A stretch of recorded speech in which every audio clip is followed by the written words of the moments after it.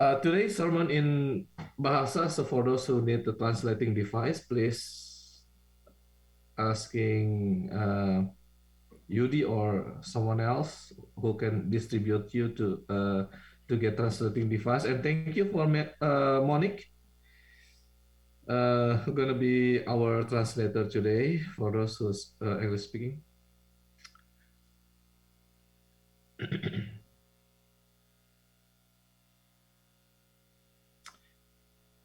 Baik, saudara yang dikasihi Tuhan, topik hari ini cukup sensitif, namun sangat penting untuk kita ketahui. Pada tahun 1952, American Psychological Association Diagnostic and Statistical Manual of Mental Disorder itu menganggap bahwa perilaku lesbian, gay, biseksual itu dikategorikan sebagai gangguan jiwa.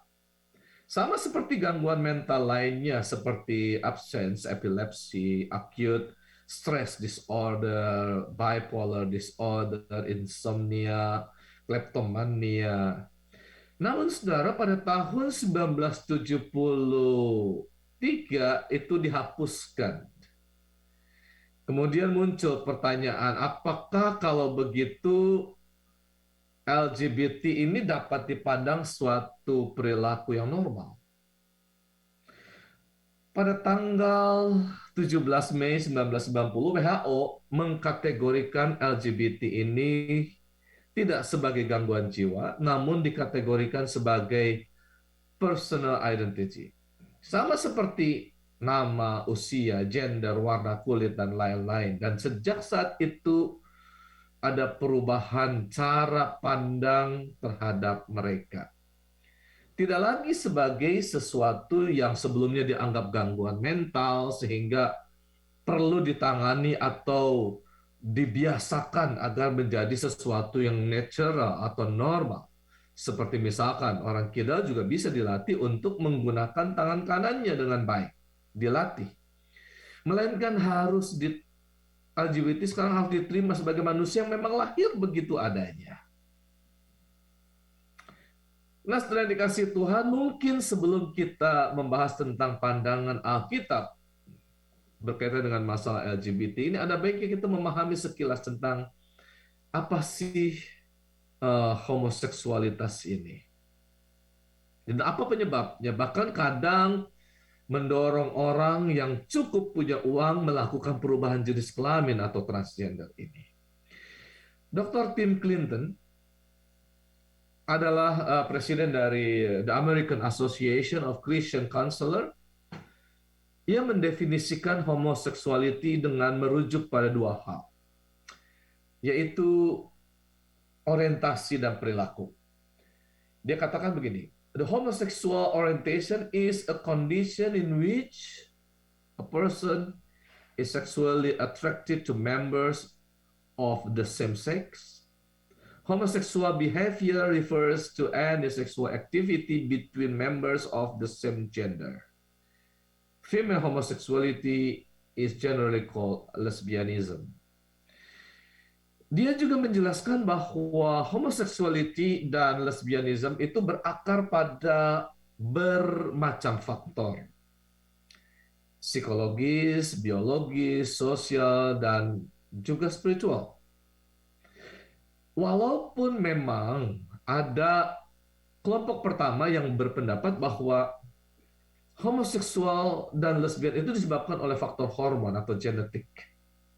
Seperti klaim dari Simon Levy, seorang neurobiologis yang mengatakan bahwa ada perbedaan struktur otak antara orang dengan kecenderungan homoseks dan heteroseks yang disebabkan oleh faktor genetik. Demikian pula Dean Hammer, seorang ahli biologi yang meneliti kromosom, dia mengatakan bahwa kecenderungan homoseks dapat disebabkan oleh faktor genetik dan lingkungan. Namun, kebanyakan ilmuwan saat ini menolak teori tersebut. Dan ini kelompok yang kedua. Jadi kelompok yang kedua seperti ahli di bidang psikiatri mengatakan bahwa fenomena orientasi seksual dan perilaku LGBT ini adalah sebuah konsekuensi dari banyak faktor biologis, psikologis, dan lingkungan sosial yang berperan dan saling terkait dalam proses perkembangan perilaku seseorang, seperti keterseimbangan hormon, kelainan susunan syaraf. Namun, faktor budaya, pola asuh, figur orang yang berjenis kelamin sama, dan relasinya dengan lawan jenis, bahkan riwayat kekerasan seksual dan sebagainya, juga ikut berperan dalam perkembangan perilaku LGBT ini. Nah, sebagai contoh, saudara, bahwa faktor lingkungan dan pengalaman yang ikut berpengaruh, relasi yang tidak baik dengan orang tua pada masa kecil, katakanlah, pelecehan seksual ayah yang keras, misalkan suka memukul, memaki, dan lain-lain, jauh tidak dekat secara emosional, atau absen, seorang ayah yang absen, tidak ada, misal karena meninggal, atau tidak tinggal bersama, misalkan karena perceraian, ibu yang terlalu mendominasi dan overprotective, nah ini bisa mengakibatkan perilaku LGBT ini. Dari banyak konseling yang ditanganinya, tim Clinton menyimpulkan bahwa homoseksualitas timbul karena suatu respon hasil belajar dari pengalaman yang menyakitkan pada usia dini yang banyak berhubungan dengan luka-luka emosi dan psikologis yang menjadikan seorang merasa kehilangan. Ada sesuatu yang kosong, ada sesuatu yang tidak terpuaskan, tidak sempurna dalam ikatan yang seharusnya dialami bersama orang tua sejak kecil. Akibatnya terpendam perasaan marah, tertolak, kurang kasih sayang, dan sebagainya. Nah, teori yang ketiga, saudara, ini berasal dari sosiolog yang mengatakan bahwa homoseksuality sebagai pelarian dari orang-orang yang mengalami penolakan bahkan pengasingan. Mereka menemukan jati diri dan kepercayaan diri dalam kelompoknya. Ada banyak individu yang melakukan tingkah laku dan kegiatan seksual bukan oleh karena kebutuhannya dalam bidang ini terlalu besar dan tidak dapat terbendung lagi, bukan. Melainkan oleh karena seks itu dilihatnya sebagai, nah ini istilahnya, substitusi yang diharapkan dapat memberikan kepuasan. Substitusi atau menggantikan kepuasan yang tidak terpenuhi dalam bidang-bidang kehidupan primer lainnya. Nah, ini bisa dibaca di dalam sebuah buku namanya Pastoral Counseling dari Yakub Susatna. Namun setelah yang dikasih Tuhan, mari kita lihat bagaimana firman Tuhan atau Alkitab mencatat tentang persoalan ini. Artinya, saudara, bahwa kalau di Alkitab tercatat, berarti persoalan lesbi, gay, dan biseksual bukan terjadi belakangan ini saja. Tapi sejak awal manusia jatuh dalam dosa, perilaku yang menyimpang ini telah terjadi. Bahkan sekalipun dunia pertama telah dihapuskan dan dibersihkan dengan air bah di zaman Nuh, namun perilaku penyimpangan seksual ini juga terjadi. Kejadian 9 ayat 21-22 ini mencatat demikian, saudara. Setelah ia, maksudnya Nuh, minum anggur, mabuklah ia.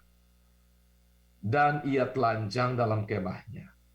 Maka Ham, bapa Kanaan itu melihat aurat ayahnya. Lalu diceritakannya kepada kedua saudaranya di luar.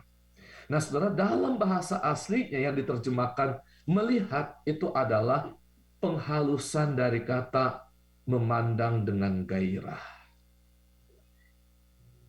Inilah yang mendatangkan kutukan Nuh kepada Ham dan keturunannya.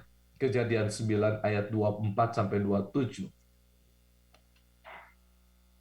Tapi Baiklah kita lebih dulu melihat bagaimana rancangan mula-mula ketika Allah menciptakan manusia. Di dalam Kejadian 1 ayat 18, Kejadian 2 ayat 18, Tuhan Allah berfirman, "Tidak baik kalau manusia itu seorang diri saja. Aku akan menjadikan penolong baginya yang sepadan dengan dia."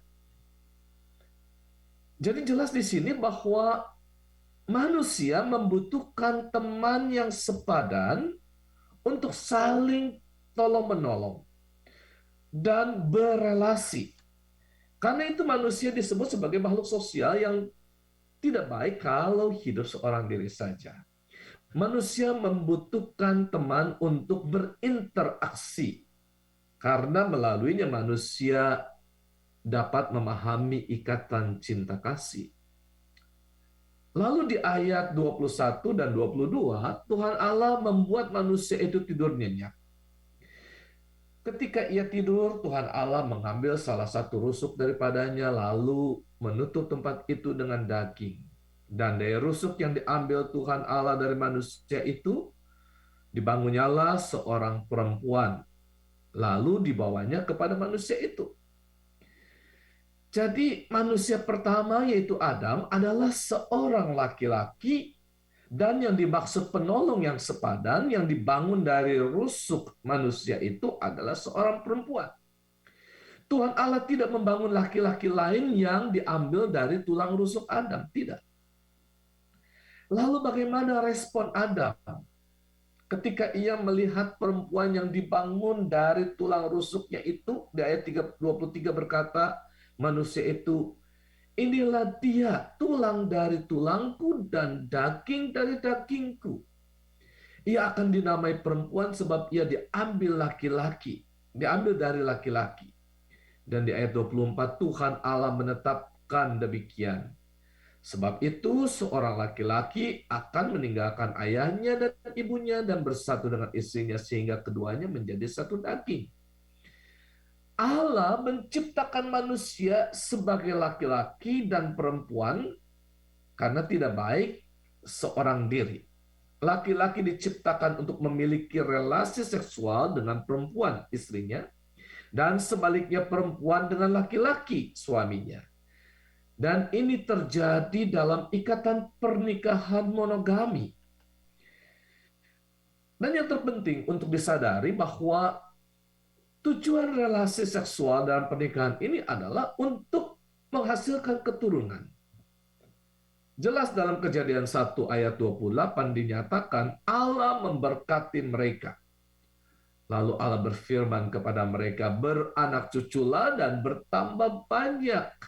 Penuhilah bumi dan taklukkanlah itu," dan seterusnya.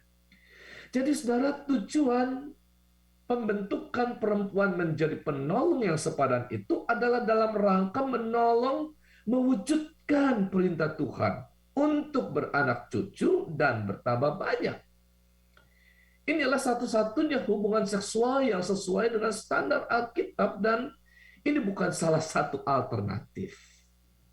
Dengan kata lain, saudara, hubungan seksual antara suami dan istri bertujuan untuk memenuhi perintah Tuhan.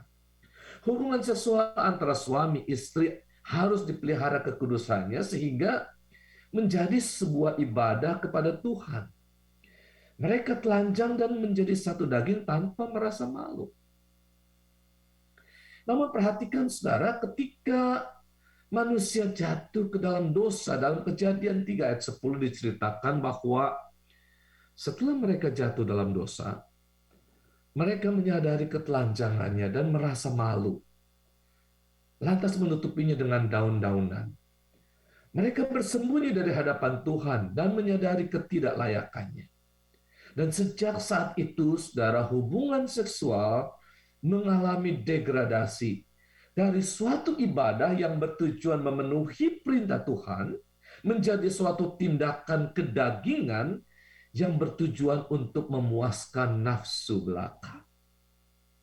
Dan akibat dari kehilangan makna spiritual dari hubungan seks ini, maka manusia berusaha untuk mengeksplor kepuasan kedagingan ini. Yang celakanya, saudara, seringkali nafsu kedagingan ini justru terasa lebih nikmat ketika dilakukan atas dasar pemberontakan dan penyimpangan. Seperti pepatah mengatakan, buah mangga hasil curian itu lebih enak rasanya, lebih terasa nikmat daripada buah yang diperoleh karena membeli. Demikian pula dengan hubungan seks yang disertai dengan penyimpangan-penyimpangan yang dilakukan, seakan memberikan kepuasan tersendiri karena nafsu pemberontakan terhadap Allah ikut terpenuhi di dalamnya. Jadi di sini ada demon, ada godaan iblis. Nah, setelah dikasih Tuhan, sekarang kita melihat pada topik yang sebenarnya tentang pandangan Alkitab mengenai LGBT ini. Tentu kita tahu istilah sodomi berasal dari kejahatan kota Sodom dan Gomora, di mana para laki-laki di kota itu memperkosa sesama laki-laki, terutama orang-orang yang sedang ada dalam perjalanan, yang membutuhkan tempat menginap, justru diperlakukan secara biadab oleh mereka. Tentu ada banyak kejahatan dan yang dilakukan penduduk Sodom dan Gomora, sehingga Tuhan memusnahkan mereka dengan api dan belerang. Itu dalam Kejadian 19, saudara. Nah, saudara, ketika umat Israel dipersiapkan untuk menjadi bangsa yang merdeka, maka hubungan seksual diatur sedemikian rupa melalui hukum Taurat, yakni di dalam Imamat 18 ayat 21 sampai 27. Tujuannya adalah pertama untuk memulihkan relasi seksual sesuai dengan maksud semula ketika Tuhan menciptakan manusia laki-laki dan perempuan. Kedua, untuk menjaga kekudusan kehidupan suami istri sesuai dengan standar Alkitab. Dan yang ketiga, untuk membangun Israel sebagai bangsa yang kudus, yang hidup sesuai dengan standar yang Tuhan tetapkan. Nah, di Imamat 18 ayat 3 sudah dikatakan begini. Janganlah kamu berbuat seperti yang diperbuat orang di tanah Mesir, di mana kamu diam dahulu. Juga janganlah kamu berbuat seperti yang diperbuat orang di tanah Kanaan, kemana aku membawa kamu. Janganlah kamu hidup menurut kebiasaan mereka. Nah, saudara, jadi rupanya penyimpangan-penyimpangan hubungan seksual ini biasa dilakukan oleh orang-orang Mesir maupun orang-orang Kanaan. Tentu saja di antara bangsa-bangsa penyembah berhala yang lain juga terjadi penyimpangan-penyimpangan serupa. Nah, saudara, kita mau bahas penyimpangan apa yang dibahas di dalam Imamat 18 ini. Pertama, saudara, menyangkut pelarangan perkawinan insest. Di ayat 6, siapapun di antaramu janganlah menghampiri seorang kerabatnya yang terdekat untuk menyingkapkan auratnya. Akulah Tuhan. Yang dimaksud kerabat terdekat ini adalah bisa adik atau kakak, sepupu, bahkan istri ayah. Di ayat 7 sampai 17 dinyatakan lebih rinci. Saudara, saya akan bacakan siapa sih yang dimaksud dengan kerabat dekat ini. Saya akan bacakan, saudara. Ayat 7. Janganlah kau singkapkan aurat istri ayahmu karena ia hak ayahmu. Dia ibumu, jadi jangan singkapkan auratnya. 8. Jangan kau singkapkan aurat seorang istri ayahmu karena ia hak ayahmu. Jadi ayah mungkin bisa ada 1, 2, 3 istri, ada gundik gitu ya. Itu tidak boleh disentuh. 9. Mengenai aurat saudaramu perempuan, anak ayahmu atau anak ibumu, baik yang lahir di rumah ayahmu maupun yang lahir di luar, jangan kau singkapkan auratnya.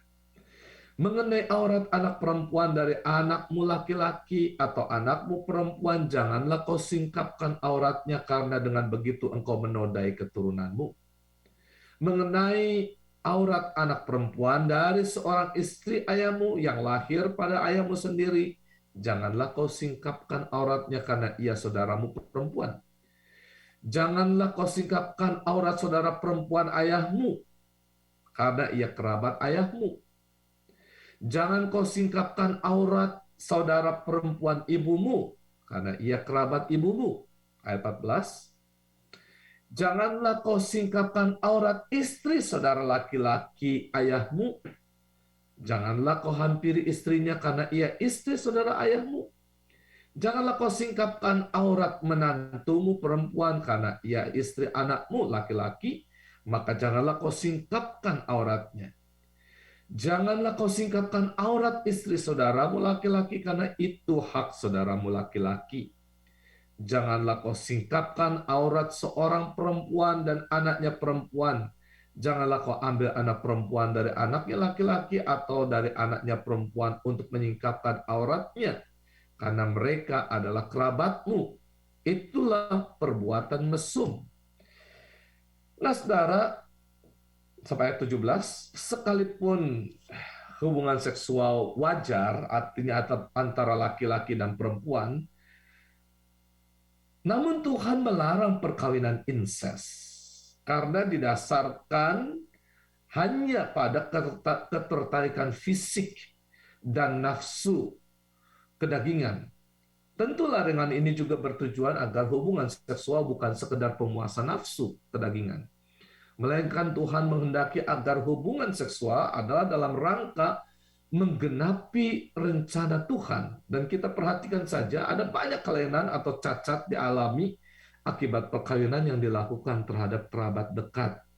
Dan rupanya kebiasaan ini sering dilakukan di Mesir maupun di bangsa-bangsa lain. Karena itu Tuhan membuat hukum Taurat untuk mengatur masalah hubungan seksual ini. Nah, saudara, jika kita perhatikan setiap larangan yang dinyatakan di ayat 6 sampai 17 ini alasannya adalah pertama, agar tidak melanggar atau menodai hak seseorang. Itu ya. Supaya tidak melanggar hak seseorang. Itu disebut erfa, dishonor, disgrace. Berarti ini pelarangan menyangkut hak milik orang lain atau mencuri, serta mempermalukan atau melanggar kekudusan orang lain, termasuk dirinya sendiri. Dan alasan kedua adalah itu adalah perbuatan yang jahat, wickedness, zimah, yang setara dengan pencurian dan pembunuhan. Nah, berikutnya adalah penyimpangan kedua, yakni penyimpangan seksual yang mendatangkan kecemaran atau kenajisan. Itu yang disebut dengan tame, defile, pollute, unclean, seperti dosa perselingkuhan, termasuk mempersembahkan anak kepada berhala. Ini disetarakan dengan dosa perzinahan yang mencemarkan atau melukai nama Allah. Itu yang disebut dengan kalal shem Elohim, defile atau wound God's name. Dan ini dijelaskan di dalam ayat 18-21. Saya bacakan ayat 18-21. Janganlah kau ambil seorang perempuan sebagai madu kakaknya untuk menyingkapkan auratnya di samping kakaknya selama kakaknya itu masih hidup. Jangan kau hampiri seorang perempuan pada waktu cemar kainnya yang menajiskan untuk menyingkapkan auratnya. Dan janganlah engkau bersetubuh dengan istri sesamamu sehingga engkau menjadi najis dengan dia. Jangan kau serahkan seorang dari anak-anakmu untuk dipersembahkan kepada Moloch, supaya jangan engkau melanggar kekudusan nama Allahmu. Akulah Tuhan. Jadi jelas, saudara, pada bagian kedua ini ada perilaku seksual yang bisa mencemarkan saudara kita maupun istrinya sebagai akibat dari perselingkuhan yang dilakukan. Nah, saudara, penyimpangan perilaku seksual ketiga ini sangat terkait dengan topik kita hari ini, yaitu di ayat 22 dan 23. Saya akan bacakan. Janganlah engkau tidur dengan laki-laki secara orang bersetubuh dengan perempuan, karena itu suatu kekejian. Ayat 23, janganlah engkau berkelamin dengan binatang apapun sehingga engkau menjadi najis dengan binatang itu. Seorang perempuan janganlah berdiri di depan seekor binatang untuk berkelamin, karena itu suatu perbuatan keji. Jadi saudara, perilaku homosexuality ini dinyatakan sebagai perilaku yang mendatangkan kekejian atau menjijikkan, toeba, disgusting, morally, or detestable, memuakan. Sejak dunia dijadikan, Tuhan tidak pernah merancangkan perkawinan sejenis, yakni pria dengan pria atau wanita dengan wanita. Tidak. Ini bukan sebuah alternatif atau pilihan, melainkan sesuatu yang sungguh menentang rencana Allah yang dengan menciptakan laki-laki dan perempuan agar mereka beranak cucu dan bertambah banyak. Iblis telah mengacaukan pikiran manusia sehingga menentang Tuhan. Juga sarana untuk memuliakan Tuhan itu dirusak oleh iblis. Karena hubungan seksual itu sarana untuk memuliakan Tuhan sebagai ibadah. Kemudian iblis merusak juga sarana ini. Bukankah manusia diciptakan dalam rupa dan gambar Allah? Tujuannya agar terjalin komunikasi yang harmonis antara manusia dengan sang penciptanya. Namun ini dirusak oleh si iblis dengan tipuan kenikmatan yang justru membawa manusia pada kehancuran. Hubungan intim ini dirusak hanya demi pengejaran kenikmatan sementara. Namun perasaan malu dan jijik ini menghancurkan martabat hidup seseorang selama hidupnya. Perilaku seksual yang semakin rendah ini terjadi ketika manusia berkelamin dengan binatang.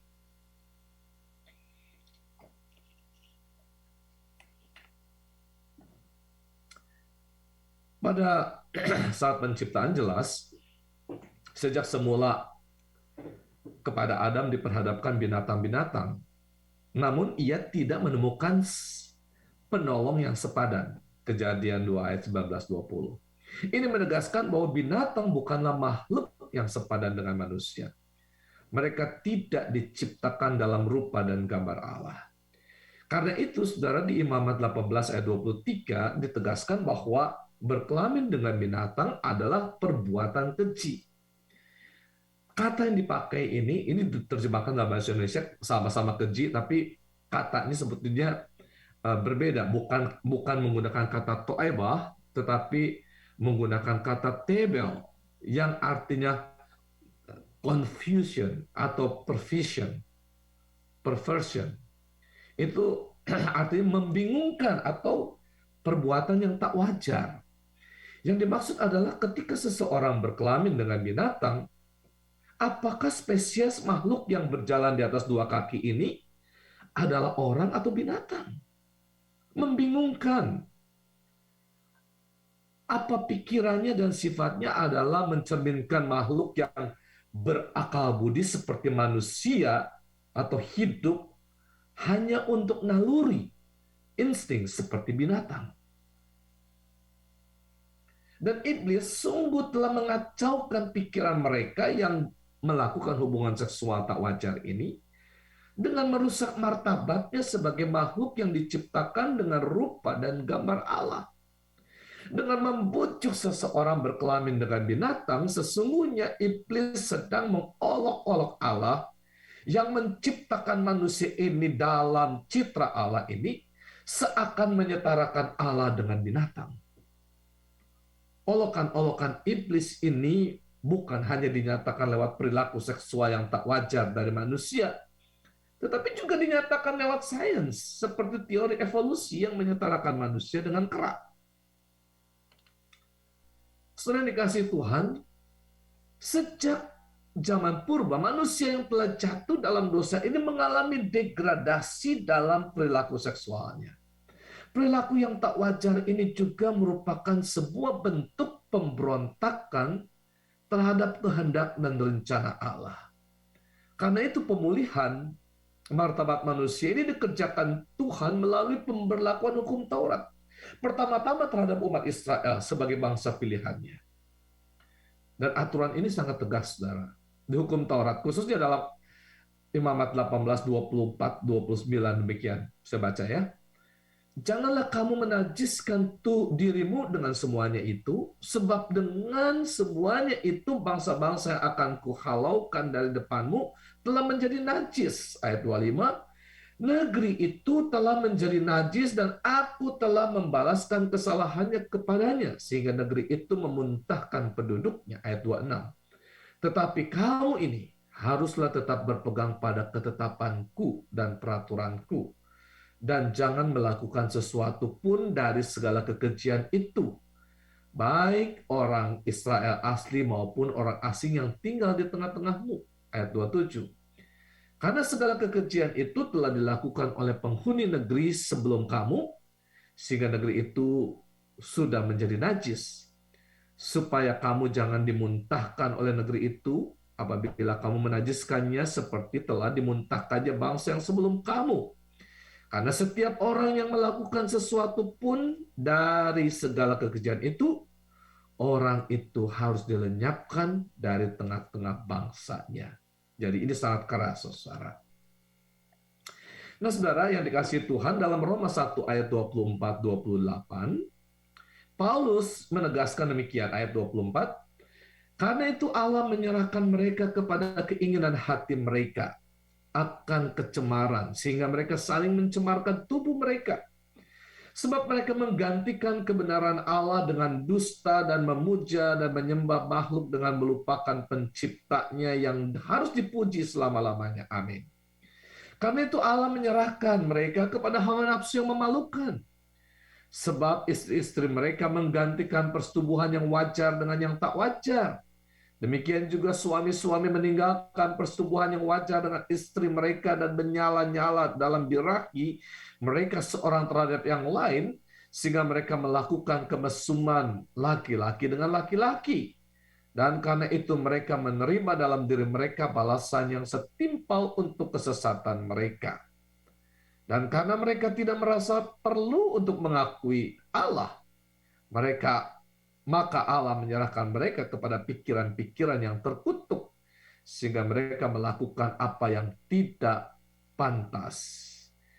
Nah, saudara, maksud frase yang mengatakan bahwa Allah menyerahkan mereka pada keinginan hati mereka, ini berarti bahwa Allah membiarkan karena sudah berulang kali diperingatkan, namun karena kedegilan hati mereka, maka Allah membiarkan manusia yang hatinya sudah dicemari dosa ini melakukan rupa-rupa kecemaran, termasuk penyimpangan perilaku seksual ini.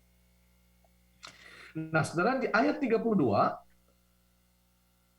Paulus mengatakan, sebab walaupun mereka mengetahui tuntutan-tuntutan hukum Allah, yaitu bahwa setiap orang yang melakukan hal-hal demikian patut dihukum mati.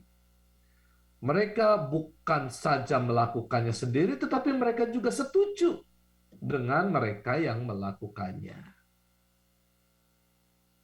Jadi hati-hati, sebagai gereja kita mesti punya sikap yang tegas. Dengan demikian kita sebagai gereja jelas menentang adanya pernikahan sejenis. Karena itu gereja yang benar adalah gereja yang mendasarkan pelayanannya pada kebenaran firman Tuhan yang telah dinyatakan di dalam Alkitab. Karena itu pemberkatan nikah sesuai dengan standar Alkitabiah adalah hanya diberikan kepada pernikahan antara seorang pria dan wanita, bukan pernikahan sejenis.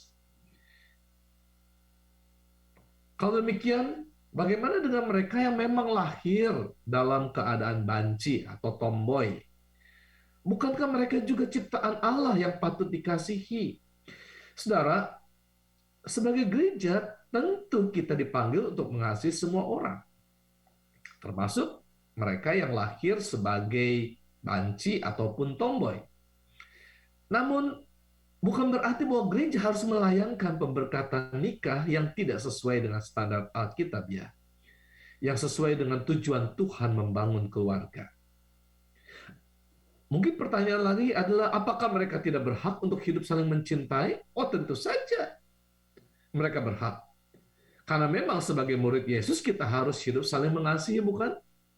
Tetapi penyataan kasih itu tidak harus diekspresikan dengan hubungan seksual.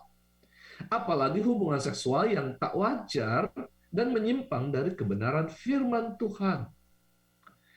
Nah, Tuhan Yesus ketika membahas tentang masalah perceraian di Matius 19 ayat 1 sampai 12, ia menutup perikop ini dengan mengatakan begini. Ada orang yang tidak dapat kawin karena ia memang lahir demikian dari rahim ibunya. Dan ada orang yang dijadikan demikian oleh orang lain, dan ada orang yang membuat dirinya demikian karena kemauannya sendiri oleh karena kerajaan surga. Siapa yang dapat mengerti, hendaklah ia mengerti. Jadi saudara, hubungan seksual bukan satu-satunya cara untuk mengekspresikan perasaan kasih. Maka di sini Tuhan Yesus memperlihatkan ada 3 jenis orang yang memang tidak dapat dan tidak perlu mengekspresikannya dengan hubungan seksual. Yang pertama adalah mereka yang memang lahir dari rahim ibunya demikian. Bisa jadi adalah mereka yang memang cacat secara fisik. Organ seksualnya tak berfungsi dengan baik. Dan ini termasuk mereka yang dianggap banci, yakni laki-laki yang berperilaku kewanita-wanitaan atau sebaliknya. Namun kelompok yang kedua adalah mereka yang memang dijadikan oleh orang lain. Bisa saja jadi karena korban kekerasan sehingga alat genitalnya rusak, ataupun karena korban perang lantas mereka dikebiri dan sebagainya. Dan golongan yang ketiga adalah orang yang memang dengan kemauannya sendiri berkomitmen untuk hidup selibat. Seperti para biarawan, biarawati yang memang mau mengkhususkan diri untuk memenuhi tugas panggilannya bagi kerajaan sorga. Nah, saudara, sebagai kesimpulan,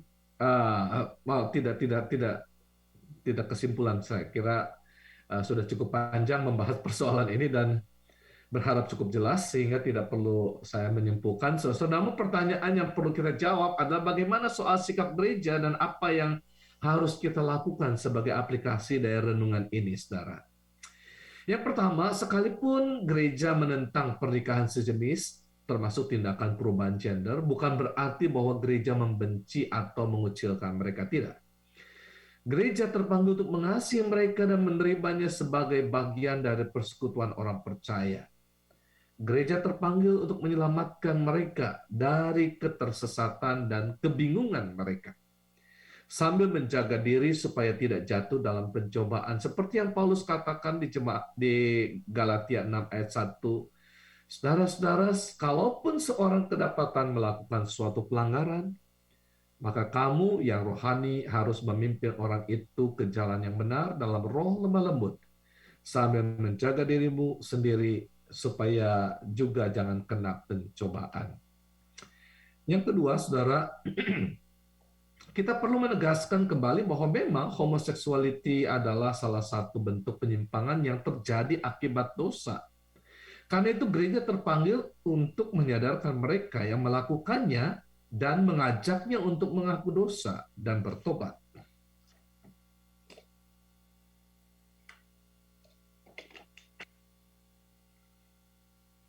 Yang ketiga, saudara,